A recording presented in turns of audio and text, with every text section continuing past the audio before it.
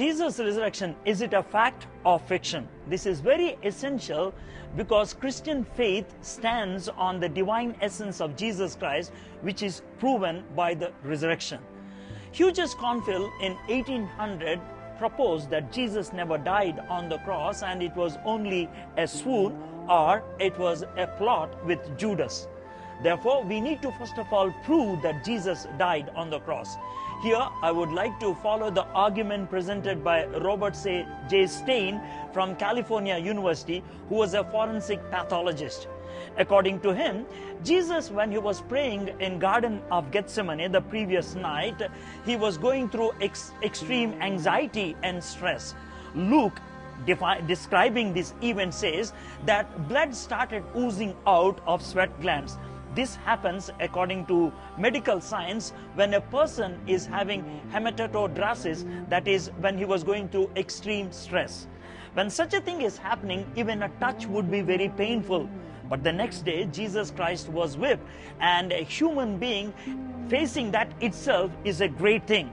But later, Jesus was crucified and he was nailed with 3 nails, and it was a very difficult thing.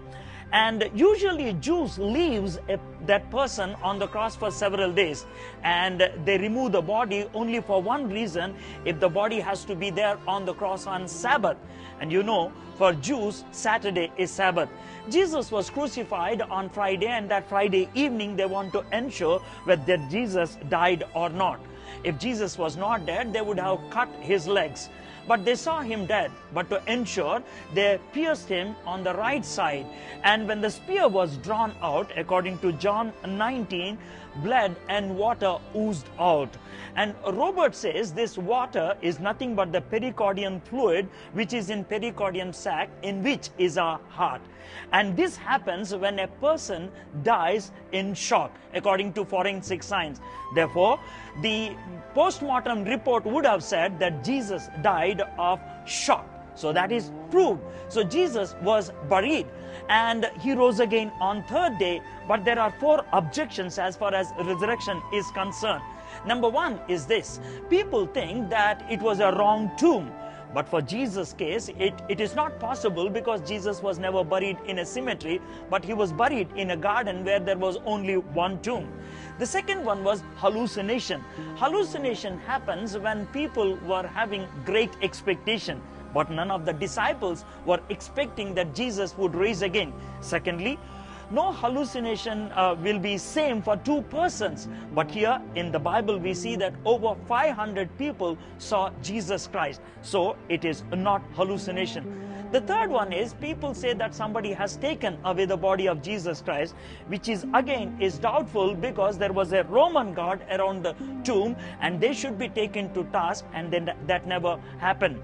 The fourth one was swoon, proposed by Hughes Confill, which says that Jesus only collapsed on the cross, but it is not possible, because when they pierced, water and blood came out from the pericardium fluid. So Jesus died and he was buried, and on the 3rd day he rose again.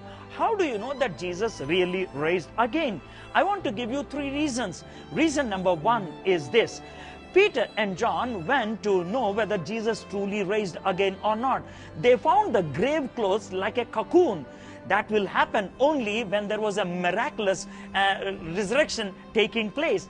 Number 2 was this: from the 50th day after resurrection, disciples started declaring to the whole world that Jesus rose again. A false message wouldn't have come up in 50 days. The third one is the changed life of disciples. They were timid, but when they came out, they were very bold, and they even were willing to die to explain to the whole world that Jesus Christ rose again, and therefore he is God. And the final reason I would give is from my own life. My life has changed because Jesus rose again and he came into my life. So Jesus rose again and he is God.